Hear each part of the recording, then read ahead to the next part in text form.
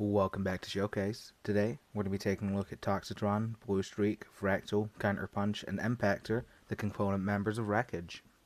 But before we get started, big thanks to Firelord2047 for requesting this video.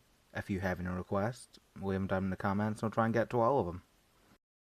On to weapons, it's just Impactor today, and he has his hook and his blaster. Moving on to transformations, starting with Toxitron, bring his head in, arms up, bring out the hood, legs up, bring the leg panels down, finally bring out the wheels and we have Toxitron Destruct mode. Next up, Counterpunch, lay him flat, head in, arms in, hood out, legs up, finally bring out the wheels and we have Counterpunch in his car mode. Next, Fractal, lay him flat, head in, cockpit out, arms in, legs up, and bring out the wings and we have Fractal in his jet mode. Next, Blue Streak, lay him flat, head in, hood out, arms in, legs up, finally bring out the wheels and we have Blue Streak in his car mode. Finally, Impactor, lay him flat, head in, hood out, bring the front arm up and the back arm in to form the cannon. Legs up, wheels out, and we have Impactor in his APC mode. And as always, Wreckage himself is a separate model.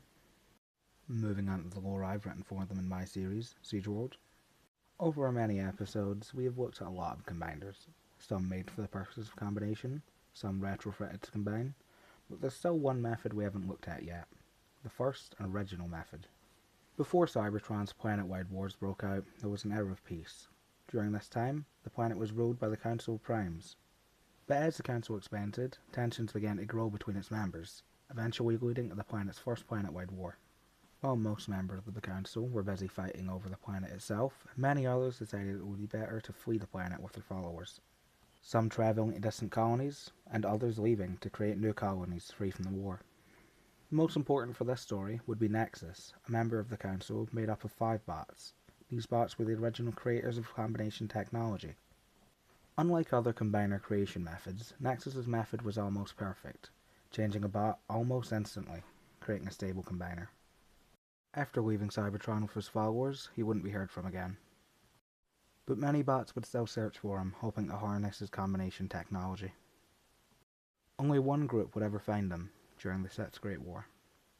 During the war, the Autobots had sent a squad of wreckers deep behind Decepticon lines to destroy a cloning facility. They were meant to meet an Autobot spy outside the facility, who would sneak them in and assist them in the destruction. But when they arrived at the rendezvous spot, they were ambushed. All but one of the group was killed, the only survivor, Impactor, was captured. He was taken and thrown into the stockade, where he found the Autobot spy, Fractal. It turned out the Decepticons had discovered their plan, but luckily for them, they were being kept alive. Impactor and Fractal immediately began planning an escape, but it took them over a year to gather all the resources needed. But eventually, they managed to get out their cells. Sneaking through the facility, taking out a few guards along the way, they would make their way to the loading docks.